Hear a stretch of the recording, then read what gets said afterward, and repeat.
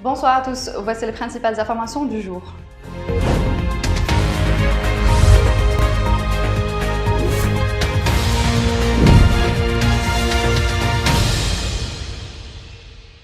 Le président de la République Abdelmadjid Tebboune a inauguré aujourd'hui au Palais des Expositions Port-Maritime la 53e édition de la Foire internationale d'Alger qui verra cette année la participation de plus de 700 entreprises représentant 20 pays.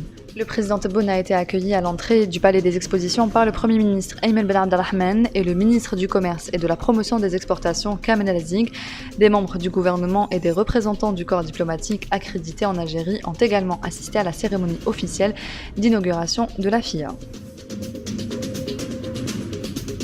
L'opération de réservation électronique d'hébergement pour les Hadjis devant accomplir le rituel du Hajj pour cette saison avec l'Office national du Hajj et de la Umrah a débuté ce lundi, indique un communiqué de l'Office. L'ensemble des pèlerins doivent présenter un test négatif de dépistage du Covid-19 datant de moins de 72 heures, indique la même source. Le premier vol est prévu pour mercredi prochain, rappelle l'Office qui a fait savoir que le nombre des pèlerins pour cette année a atteint 18 597. Le pôle pénal, économique et financier du tribunal de Sidi Mohamed Alger a condamné ce lundi le patron du groupe An-Nahar, Mohamed Moqaddam, dit Anis Rahmani, à une peine de 10 ans de prison ferme assortie d'une amende d'1 million de dinars. La même peine a été prononcée contre l'ancien homme d'affaires Mahidine Tahkout pour blanchiment d'argent. Quant à la Sarl Ethel Press, relevant du groupe An-Nahar, elle a été sommée de payer une amende de 32 millions de dinars avec versement d'une indemnité de 10 millions de dinars au profit du trésor public.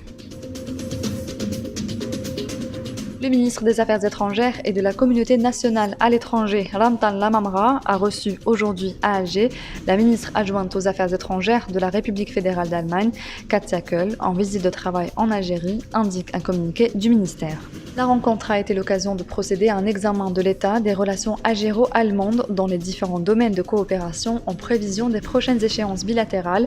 Ont également été abordées les questions d'actualité au niveau régional et international, ainsi que la consolidation du partenariat entre l'Algérie et l'Union européenne, ajoute le texte. Les infrastructures relevant de la direction de la jeunesse et des sports d'Oran sont fin prêtes pour accueillir 16 disciplines des 24 inscrites au programme de la 19e édition des Jeux méditerranéens qu'abritera la capitale de l'Ouest algérien à partir du 25 juin courant. Toutes les installations sportives relevant de la DJS ont fait l'objet de profondes opérations de réhabilitation depuis près de 2 ans. C'est la fin de ce journal, merci de l'avoir suivi. On se retrouve demain à la même heure sur nos réseaux sociaux.